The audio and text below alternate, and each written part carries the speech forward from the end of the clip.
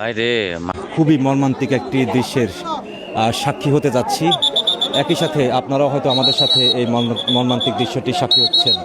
আপনারা দেখতে পাচ্ছেন যে ঘরের ভিতর থেকে দ্বিতীয় সন্তানের মরদেহটি বের করে আনা হচ্ছে এবং তার ঠিক পিছনে রয়েছে তার প্রথম সন্তান। আমরা যেমনটা দেখেছি কিছুক্ষণ আগে এইখানে মরদেহগুলোর গোসল এবং সব প্রস্তুতি সম্পন্ন করার পরে এক এক করে প্রথমে দুইটি মরদেহ ঘরের ভিতরে প্রবেশ করানো হয়। আপনারা দেখতে পাচ্ছেন ঘর থেকে প্রথম সন্তানের যে মরদেহ সেই মরদেহটি বের করে আনা হচ্ছে।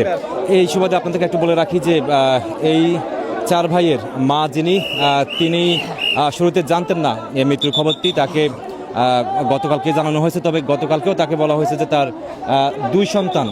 দুই সন্তান মারা গেছে এমনটি তাকে জানানো হয়েছে। যার কারণে আমরা কিছুক্ষণ আগে পরিবার একজনের সাথে কথা বলছেন, তিনি যেটি বলছেন যে তাদের চার ভাইকে দেখতে একই রকম হওয়ার কারণে দুই ভাই করে তার মাকে দেখানো হচ্ছে, যাতে তিনি বুঝতে পারেন যে তার দুই সন্তান মারা গেছে।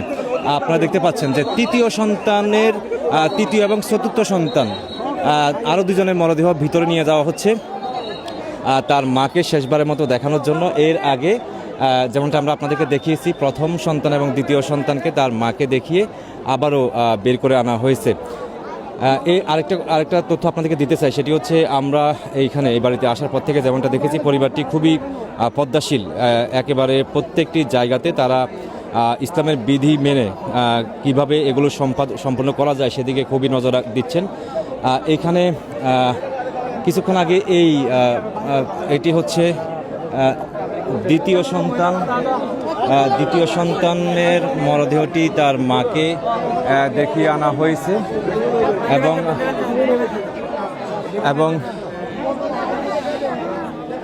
এখন তৃতীয় এবং চতুর্থ সন্তানের মরদেহটি ঘরের ভিতরে তার মাকে শেষবারের মতো দেখানোর জন্য নিয়ে যাওয়া হয়েছে। এখানে আজকে আসলে এই মুহূর্তে আবহাওয়া তীব্র তাপদাহ আমরা লক্ষ্য করতেছি।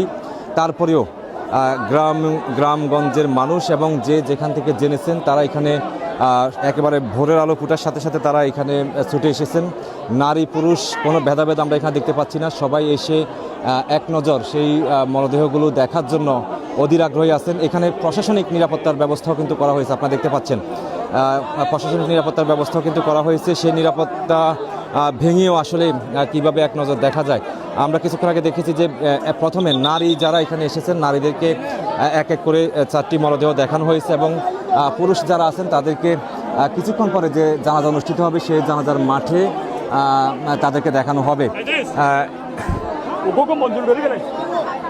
আরও একবার বলে রাখি, ওমানে মর্মান্তিকভাবে মৃত্যুবরণ করা চার সহোদর ভাইয়ের মরদেহ গতকাল রাত 8:40 ঢাকায় আসে।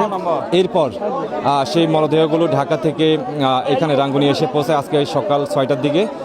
তারপর তাদের গোসল এবং আনুষঙ্গিক সকল কাজ সম্পাদন করে সেই মরদেহগুলো তার মা যিনি ঘরের ভিতরে অবস্থান করতেছেন তার মাকে দেখানোর জন্য নিয়ে যাওয়া হয়।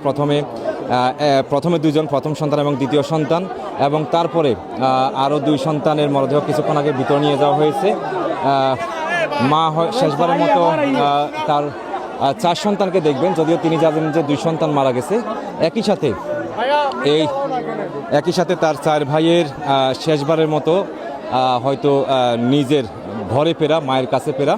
আর কিছুক্ষণ পরেই জানাজা অনুষ্ঠিত হবে সকাল 11টায়। জানাজা শেষে একই সাথে পাশাপাশি কবরে চার ভাইয়ের দাফন প্রক্রিয়া সম্পন্ন হবে।